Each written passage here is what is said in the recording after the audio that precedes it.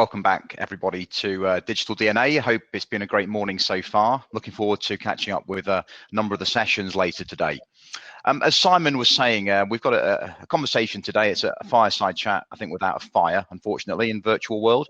But we're really going to get into the heart of how the technology space around AI starts colliding with the opportunities to drive human performance and corporate well-being. Before I introduce John, just to sort of set the scene, I mean, clearly every conversation we're having in business at the moment is how you're doing, how's lockdown treating you, deep concerns, I think, across the board in all industries about the impact that the lockdown is having on mental health and on physical well-being as well. But also, you know, there are issues I think we're starting to face up to about the impact of the pandemic around the issue around performance, productivity. How do you look after people? How do you ensure that you're upholding your corporate purpose? And how do you give people that ability to understand how they're able to improve their well-being in these challenging times? So without further ado, we're in a great conversation today with one of the world's leading exponents in the application of human performance, originating from an elite sports background. So John Pitts has worked across the board with the number of nations, national cycling teams, the world of Formula One racing, Premier League football and beyond. And we're going to have a conversation today to really, first of all, debunk some of the myths around the technology and the science to make sure it's understandable, it's accessible, people understand the possibilities associated with it. But also really to talk through some of the work we've been doing ourselves with PwC to prove the validity of the technology, to start driving some of those positive outcomes for our people, but also to ensure that we're doing this in a responsible, transparent and trustworthy way that takes our people with us on the journey and really gives them something back in return for the insights that we can derive through the application of these approaches. So without further ado, welcome aboard, John. Absolutely delighted to have you alongside me for our little chat today. And I see you've got the whiteboard out behind you, so presumably there'll be some diagrams being sketched out later. So welcome. John, maybe to kick things off, could you maybe just expand a little bit upon your CV, just for the watchers, and see if we can just pad out your curriculum a little bit more? Sure, yeah. Hi, everyone. Welcome along. So I've spent over 20 years now working in elite sport. Very, very fortunate to have worked with some of the world's finest. My role really has sort of evolved into managing high performance systems, understanding how we can get the best out of individuals and also teams as well. Rob alluded to 5 Olympic cycles with Australia, Team GB and Sweden. And it's, you know, I'm very privileged to have come across so many people who are working in the space of human science who really are at the top of their field. So I've been very lucky to absorb what they've been able to give me. And I think over the years, that sort of led me on a bit of a journey where my original background is in sports science, performance psychology, and more latterly in neuroscience. So I have a blend of an understanding of the whole sort of human picture. And then I found myself in Formula One, where at Red Bull with the Advanced Technologies division, where I suddenly became aware of really what technology could do. Obviously, Formula One is well known for being one of the world's fastest development cycles, where next year's car is already underway once we get to sort of race 3 of the existing season. And technology really drives the sport. Data is used in every decision-making process, and it's phenomenal to see how that kind of data is processed and used in that way. Thank you, John. Now, in my role as director of our AI business at PwC, I'm super mindful that this topic elicits a huge amount of excitement. It's in the press on a daily basis. I think we have to be careful, though, that we're steering a fairly calm, sober course down the middle. On the one hand, there's so much hype associated with the technology. But on the other hand, there is a degree of fear and a degree of a sort of dystopian narrative. So the ability to really kind of debunk what the technology is, what it means, and how it's applied, I think it's incredibly important to get that right. Just for everyone on the meeting today, I thought I'd just maybe set out one way that I tend to define AI, so we can then use that as a foundation to then see how it applies in the human science space. So I think one of the best descriptions I tend to use around AI is a technology that allows you to sense, i.e. to take in huge amounts of data, to think in terms of the ability to process that data at scale, and also to derive insights from it, to act, to attach it to some sort of automation or autonomous decision-making process in order to take action, but critically with regards to AI systems, an iterative feedback loop that allows it to learn and refine its capability and continually expand its corpus and skill set. So sense, think, act, and learn, I think, is one of the best ways of sort of framing an AI conversation. So John, when you start seeing, the algorithms proven at the sort of the beating heart of elite sports and the technology application in some of those sports you discussed, and then start bringing in the human science alongside this, could you maybe just give us a bit of a 101 on how that's coming together in 2020? Yeah, so I think it's fair to say that the elite sport world and the military world as well, it's very advanced when it comes to how we use data. Probably slightly more so than the corporate workspace. That's mostly because in sport, there are no sort of GDPR regulations or, the threat of sort of, who's watching you. You are signing your life away to be monitored to the nth degree, and it's all in the best intentions of getting, the right performance out of people. So I think, these days, I mean, people have probably come across things like Moneyball, so the film with Brad Pitt in it about the Oakland Dodgers. And that's really kind of raised the profile of data and how it gets used. Clearly, a lot of business, a lot of teams these days are businesses, and they're run at a high level of drive towards profit and exposure.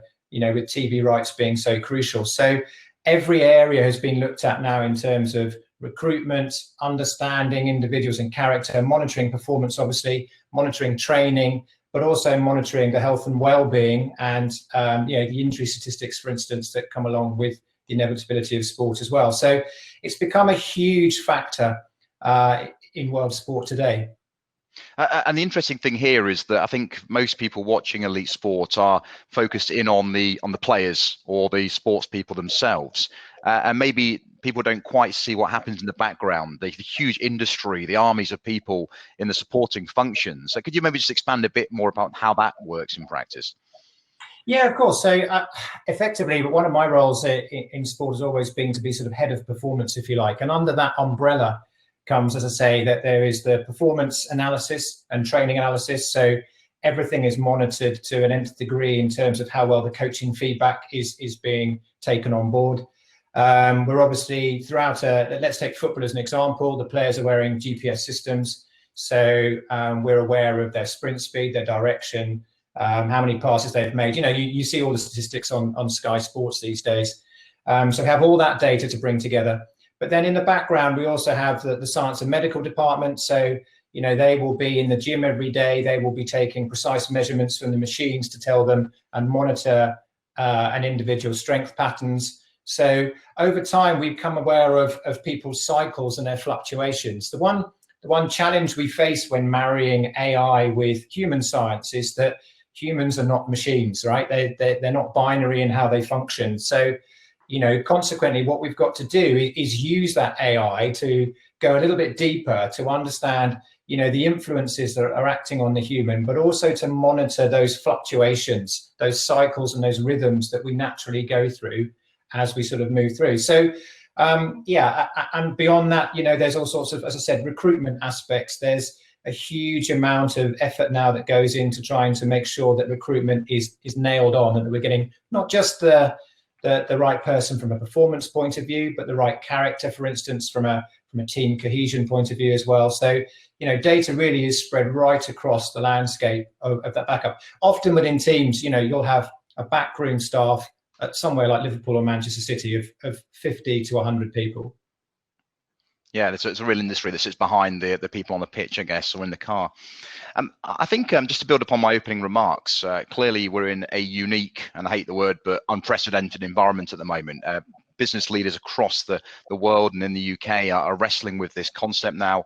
And to my mind, over the last, 8 months now, it seems to me that there's been some terrific thought leadership around the topic. There's been some deep dives in terms of employee pulse surveys. There's been a lot of tweaking of workforce strategies and a bit of sort of crystal ball gazing around what the whole future of work looks like. Is it 2 days in the office when things get back to normal? Will we ever get back to normal? But to me, I guess we were increasingly concerned that a lot of this is premised on supposition, on a bit of guesswork, on a bit of estimating on the basis of previous trends. We don't have the real data derived in such an unusual situation.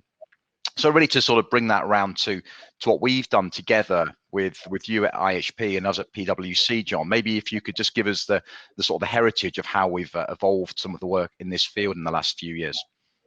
Yeah, so I think first of all, it's important to say that, COVID has come along and there's nothing greater for human change than force. So a global pandemic comes along and a lot of choice is taken out of our decision making with working from home. And, it's really pushed the future of work narrative to the top of the agenda, as you rightly said, Rob. So, I think what we're intending to do with the work that we're carrying out is to really kind of, first of all, bring an element of objectivity to what's going on. So, traditionally, there's a lot of subjective questionnaires, engagement surveys, that sort of thing. And historically, they're quite retrospective. So they're often sort of 6 months, 12 months in arrears. And that really, from when we're now moving into this world where data and technology is driving us forwards, that becomes largely irrelevant because the world has moved on. We're moving at such a fast pace. One of the scribbles I was actually going to make, and I'm sure most people are aware of it, but alongside this sort of COVID agenda, which is driving the future of work, is probably a slightly more critical point, which is, and I hope you can all see this, but I draw a simple graph there, and then we have this line, I draw it there, and then this line here. So we have technology and humans, and this is where really AI can really come into the party. But effectively, humans can only evolve at a certain rate. We have timescales and chronology that allow us to develop, but technology has come in and basically evolved at an exponential rate, and that is fundamentally challenging us as human beings. Not only is it's changing the way we work, but it's changing the way our brain functions. For instance, we have our mobile devices. We've come into all these Zoom meetings, and it's bombarding our brains with huge amounts of information to the point that we can't keep up. And when you speak of our heritage, we know with a Formula One driver, for instance, that they are bombarded with 10,000 elements to try and accommodate into their brain and focus on within every 10-second spell. So there's an enormous amount of information, and they simply can't take it all in. So some of the work we've done with the drivers over the years is to help their cognitive processes to focus on exactly what is important and relevant to them, and to remove what isn't. And if you translate that into the workplace, equally, people at the moment are probably find that they're using a lot of mental energy. If you imagine your brain as a light bulb, it's designed to burn at a very low wattage. But with all this stimulus and technology that's impacting on us, it basically forces your brain to work at a high wattage for a long period of time. And that's why, stress, anxiety, and mental health has sort of come straight to the top of the agenda. So along with COVID, the data and technology age, it's a really crucial factor for us to understand. And we have this opportunity now, as we move forwards and people are embracing what we do next with perhaps, the hybrid working arrangement, to really use the data to try and, it's not just the future of work, it's the future of life. Yeah, it's a fascinating area, isn't it? I think another word that sort of reaches my mind in this debate, again, to try to frame technology and the way humanity works alongside this, I think is on this time series of, AI is already in our lives, but it's much more around assisting us. So I talk about the phrase of assisting intelligence, doing one specific task to a good level in comparison to a human counterpart. But I think where we're at now with the power available to us, the significant amount of data in our lives in business and as consumers and citizens, is now what we tend to refer to as augmented intelligence. How does this expand its repertoire of capability, but work hand in hand with humans in the loop And I think this is when we're now in a position to make good on that. I am mindful, however, that it needs to be done the right way. A survey we undertook during the heart of lockdown, we surveyed CFOs around the world. And in 48% of cases, they were saying they were directly accelerating their adoption of these technologies in order to drive up productivity, in order to stay relevant, in order to ward off the threat of disruption. And I think that's great in many respects. You know, we have seen more digital transformation achieved in the space of 6 to 8 months than many companies had on their roadmap for 6 to 8 years down the track. So that's really broken through a lot of the corporate inertia, maybe holding companies back from trying new things, from adopting new technologies. So that's all good. I think on the other side, though, there is concerns about the rapid adoption of these sorts of technologies. You know, they're super powerful. They have a number of different considerations from standard software.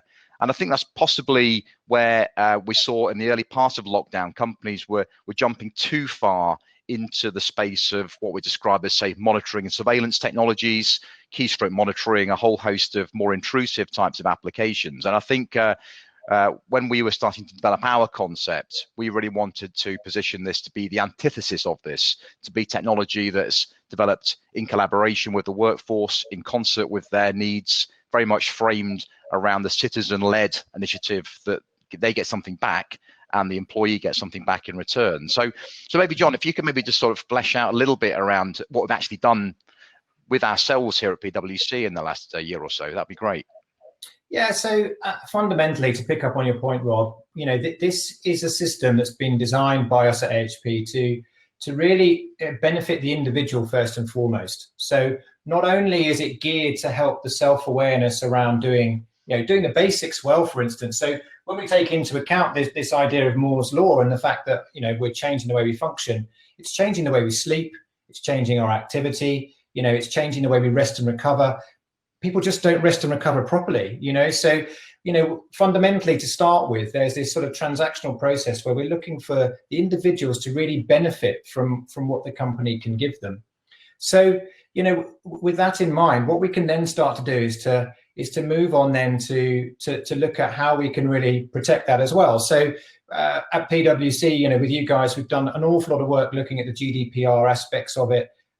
So everything, it's a volunteer system. You know, nobody is forced to sign up to it, for instance. And then, you know, there's a pseudo anonymization process, which means that it is impossible to work out who the individual is from the data. So we've done an awful lot of work to try and protect the individual from that basis. But then moving forwards, then, you know, it's a case of, and again, when I say opportunity, it's a massive opportunity to use data to start to evolve the journey of a company and its employees together into this future of work. So, you know, we can use it to understand how people best work. You know, we can use it to help people to understand how to manage that work-life balance, which is just becoming so grey right now. You know, I'm sure people would be very sensitive about, you know, their performance data being monitored, which is absolutely understandable. However, if we're able to use that in a way which allows people to work far more flexibly, it has the potential to improve the quality of life. So, you know, a simple example I always use is that, you know, if it gives you the ability to be able to pick your children up from school at 3 o'clock in the afternoon, you know, clearly there are benefits, both financial and in terms of quality of life from that as well. So, you know, where we're starting with this and the projects that we've done with PwC, first and foremost, you know, working out how we can best manage the data, because of course we talk about huge amounts of data, but human data is extremely complex. So our Soapbox One project was all about looking at, okay, how can we bring in this amount of data, you know, use it in a very GDPR and data security sensitive way, and then how can we filter it and put it into systems, dashboards and apps that really benefit the individual. And then we've moved on with COVID to run an analysis of 1,000 people within the PwC workforce throughout the COVID period. And we're just in the process of finalizing the reporting on that now. But, you know, it's some really clear indicators as to how the business has managed itself through, you know, a global pandemic. You know, we talk about resilience and agility, and we're able to put metrics to that to understand that, and then think about the resourcing moving forward. So, we've worked our way through it, and really the starting point is to collect some data. Once we've got some data, and there's many large companies that we could put names to that have started off by collecting data in a sensitive way, and then bringing in the expertise to look at that data and understand how we can move forwards from it. And the potential is endless with what we can do, and especially when we talk about sort of cycles and rhythms, that's where AI and machine learning can start to bring a way of understanding and predicting human behavior, even for things like intelligent cities. Yeah, absolutely. Just to build out on the actual project, and thanks, John and Sarah. We'll come back to your questions shortly. Please keep more questions coming in. Very happy to expand further on this. But I think one of the words you picked up on there was the aspect of the word voluntary. So back in April, we went out seeking volunteers to participate in this project, and we had something like 2,000 people apply within 3 hours. So we were, able to really build out a good cross section of the organization within a very short period of time. And in terms of the access data, biometric data, cognitive and psychometric data, and then contextual data, looking at things like how busy people's diaries are, the sorts of work they're doing. But to reiterate that, the outputs we're now working towards, and Sarah, maybe John can speak to the specific metrics, really allow the individual member of our staff, our colleagues, to have a rich set of insights that would never been seen before in the world of work. And us at a management level have this aggregate anonymous data by cohort that allows us to really get under the bonnet of what's happening and how do we understand how to drive well-being improvements in the workforce as well. So we're pretty excited about the outputs for that. Maybe just to pick up John's question, and happy to sort of just keep going on the Q&A as well, guys, if you're interested. Ownership of the data in terms of being an issue around who's got control of the personalized data. Yeah, I mean, this was absolutely fundamental to get this right. I mean, clearly there is not only the specific regulatory requirements for how the data is handled, processed, minimized, etc., and deleted when no longer required. But it's really important to go even further than that, in terms of the ethical oversight of that, in terms of a number of approaches we talk about here in terms of responsible AI. So have you considered all the secondary and tertiary unintended consequences of crunching this data? Have you got the right governance in place, for example, to challenge these projects? To give you an idea of governance, that also involves, I think, the right level of diversity in the team from a disciplinary point of view as well. So we have medics in the team and human science professionals. We have ethicists, communication specialists, and many other types of skills, as well as data scientists and machine learning engineers. So we've been really key that this is a voluntary, anonymous system that minimizes the data collection and ensures that that's safeguarded appropriately. John, do you want to speak to the metrics question that Sarah's asked there as well? Yeah, of course. So to try and cope with the fact that human science is complex and there are fluctuations, what we do is integrate several streams of data. So first of all, we take in biometric data via a wristwatch, and that gives us access to key biometric signals such as heart rate, sleep, heart rate variability, rest, recovery, stress, and all of these metrics are brought in via API to within the PwC system. So, but again, part of the security is that all of the data is secured within a very secure environment. Added to that, we also take cognitive and psychometric data. Many of you will have already previously done a psychometric evaluation, but we also use a cognitive platform which allows us to look at the different areas of cognitive performance. And we have a system which has 56 different gamified assessments to allow us to see different strengths and weaknesses from a cognitive point of view. When you start talking about diversity and inclusion, the ability to be able to, for an individual to understand sort of their cognitive profile is probably the future when it comes to recruitment, and certainly democratizing recruitment, because again, we have these different abilities which grow and evolve within our brains, depending on the scenarios in which we work in as well. And being able to sort of get an understanding of those and an access to those really will revolutionize the recruitment and the talent identification industry.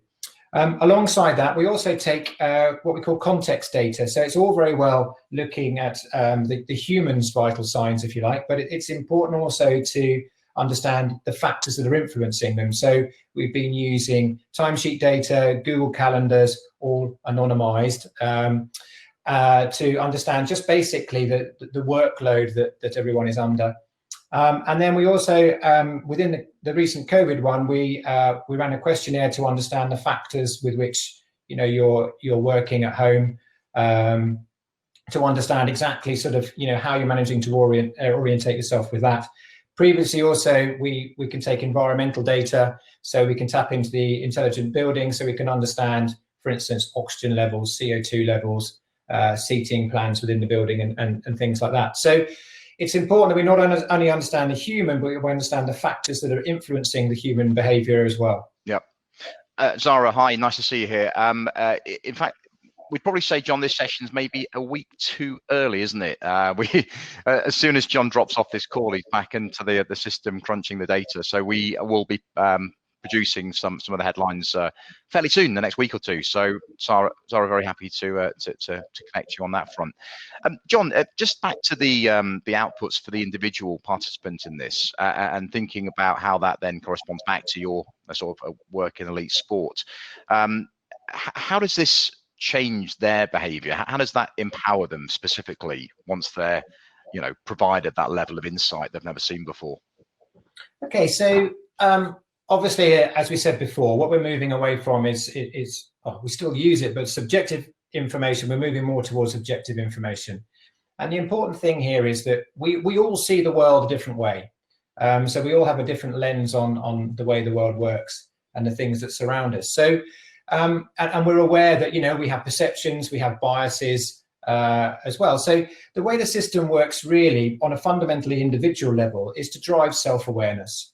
So it's bringing data to help you understand, again, how the world in which we're working now is influencing you, how your work is influencing you, and really look to drive that self-awareness piece. What we've found with the devices that people are using it gives some very interesting instant feedback on things like body battery, for instance, where you can see your energy levels depleting during the day and rising and falling as you basically, using an analogy of a battery, you recharge it.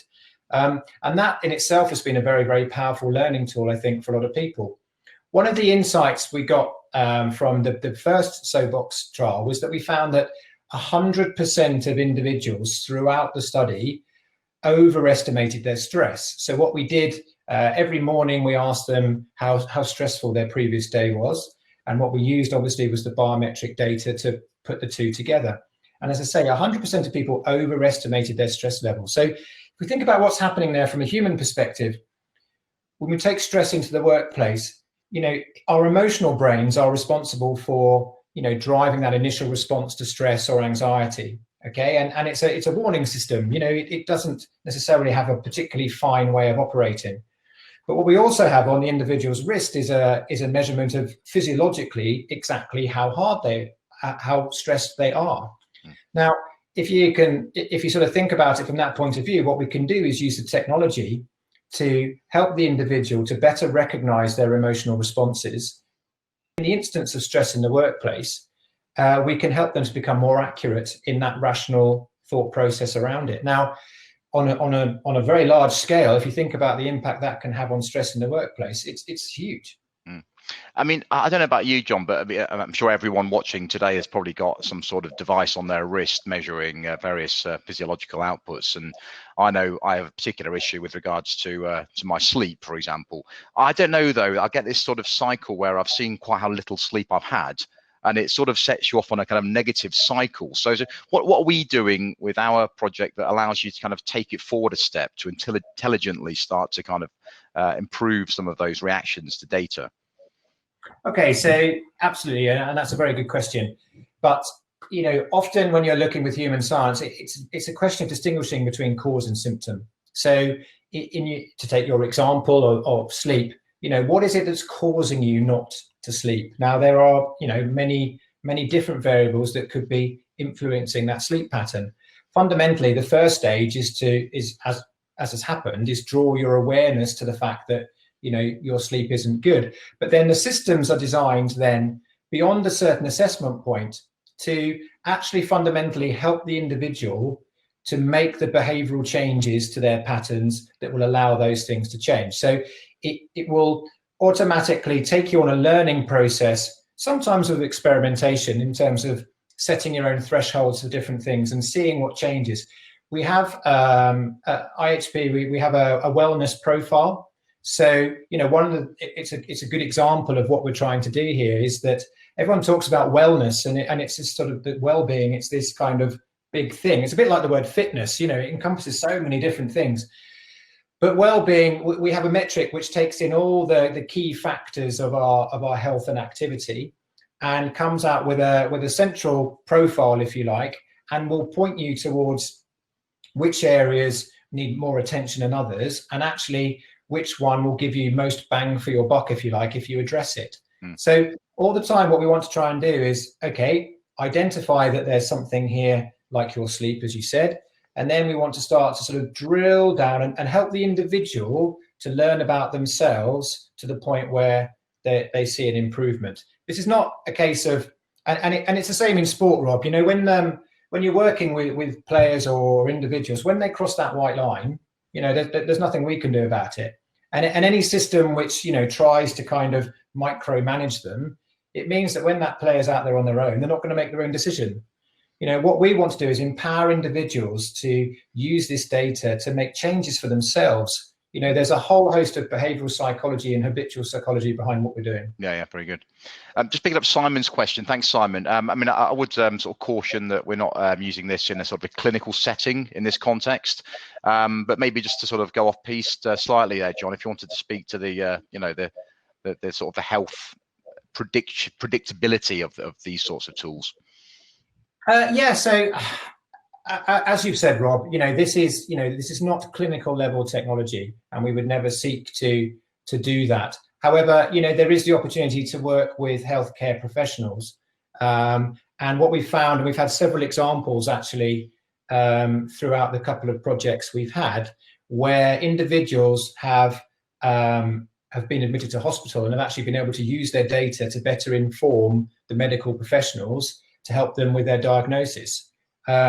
So that's an obvious benefit, but really our objective with the data in a healthcare setting is to provide a whole host of information for the clinical professional to do that. And I think we're very aware of the healthcare market, and really the key aspect of what we're trying to do by looking at data in this way, and again, this is where AI can really drive this forward, is that much of the system at the moment is set up to be reactive.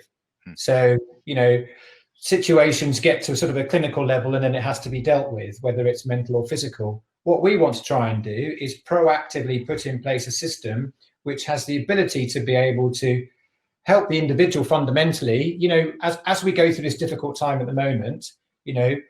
Of course, there will be some people from a mental health point of view, who will be struggling, but the vast majority of people have the tools available to them to be able to actually, get themselves through this and learn and make some steps in the right direction. Yeah. So the idea of that sort of front end ability to be able to prevent a lot of these things happening in the first place is where we want to get to.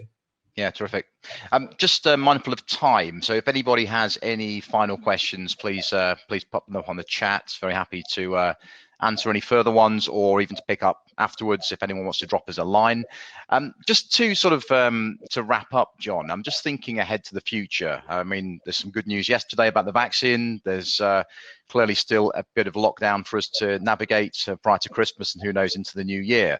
I think it's clear to us that the world of work has changed irrevocably. There's no going back to the previous normal, and in that, I hope there is a chink of optimism and light around how we reset the world of work. How do we reframe this? How do we empower the employee? How do we give the right level of insight to employers to make the right decisions on behalf of their people? So this is clearly about taking this opportunity, despite the negativity surrounding it, and putting in the right applications to make good on the opportunity presented to us. So if I'm just thinking ahead in the next few years, I mean, just one of the things that I'm quite hopeful of is that there's been some really interesting work around, for example, the personas of people in the workplace now, no longer looking at the employee as a homogenous block of labor, but actually taking into account the sheer variety, preferences and work styles and all those different housekeeping issues that pertain to their own individual life. So there's been some quite good work to sort of start that concept off.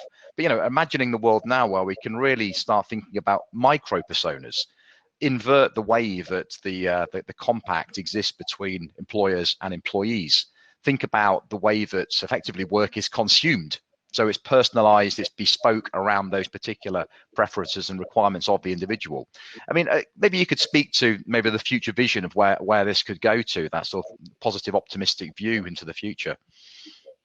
Yeah, look, the opportunity is endless, really. The only thing we've been waiting for, to be honest, is human technology that is as unobtrusive as possible. So, in terms of heart rate, for instance, the technology on the wrist-based devices now has reached a point where it's of a level of accuracy which is, scientifically suitable for what we're trying to do.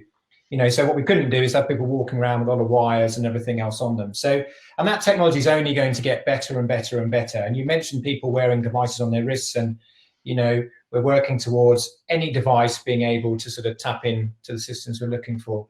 But everything you talk about is possible, Rob. And I think where we've worked very well with PwC is that we've gone about it in the right way in terms of making sure that the security and the integrity of the data is crucial.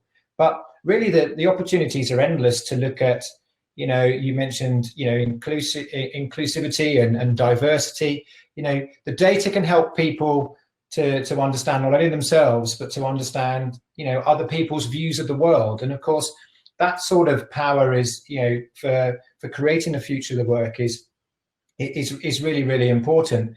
But I think we can really start to bring some direction and strategy to how companies want to go about what they're doing.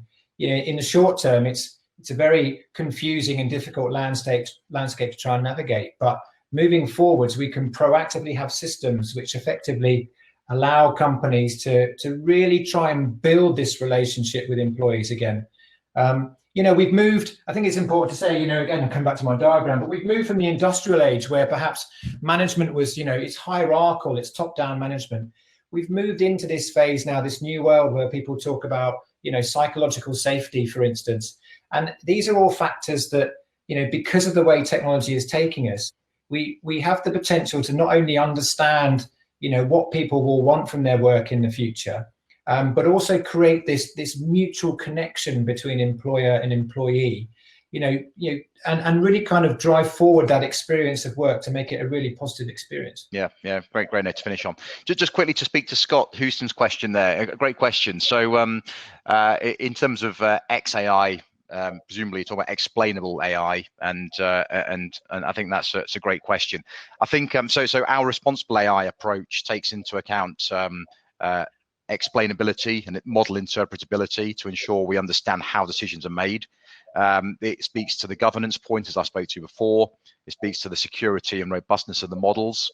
It speaks to the need for ethical considerations and taking into account fairness and bias. So there is an XAI approach built into this, but critically, just to reiterate that point, we are unable to determine specific individual profiles through this. We have a number of other adaptations to this, looking at things like synthetic data and differential privacy techniques to prevent the ability to look into specific individuals. But it's a great question, and clearly there are different combinations, John, I'm assuming, of features that come together around sort of similar looking profiles. Yes, absolutely. And, when I spoke earlier about saying, the first thing we need to do is to gather data in this space, which is what we're doing. Once we have that data, from a human science point of view, we're exploring and developing all sorts of different models from our side that will allow us to do that. But then also it's a case, as you say, of merging with the technology to look at the different ways in which we can do that as well. You know, we're not, there's a whole long journey ahead of us here where we will continue to be looking to evolve this as we go. And that includes looking at how AI can really drive and provide us with different options. Very good. I'm just going to put my contact details on the chat. So if anybody does have any further questions to follow up with and wants to hear about the results once we've finalized the ones, then I'm just going to pop that into the chat now. So thanks very much, Scott, for the question. So really to wrap up, you know, I think there's a great opportunity now to reset some of the concepts of how we work with our people, to really empower the employees to think through how do we prioritize well-being and empower people to think through their own ability to optimize performance. We do this in a way that's responsible, it's transparent. It allows the ability for the workforce to participate and collaborate in shaping how this is done, how the inferences are used to shape workforce policy, and in a way that really builds trust with the workforce and gives them something back. At the heart of these things, it's about having a value exchange, really, that all parties benefit from this. If you can get this right, if you can get the data intake right, if you apply the right level of pioneering technologies, then we're confident it's going to present some fantastic outputs for our people in the future, and our clients we're working with on this front. So thank you very much to John for your insights. It's been a fantastic conversation. Thanks to everybody for joining the conversation. Again, the offer remains if you want to follow up and keep in touch in the future about this. My email address is on the chat. And please enjoy the rest of the day and a half of Digital DNA. It's a terrific schedule. And in fact, I've got, I think, 2 more talks. I'm speaking to our global technology leader, Connell Dempsey, this afternoon. And we also have a session tomorrow looking at the application of technology in climate change. So please follow up on those and keep in touch. Thank you very much for your time. All the best. Bye-bye.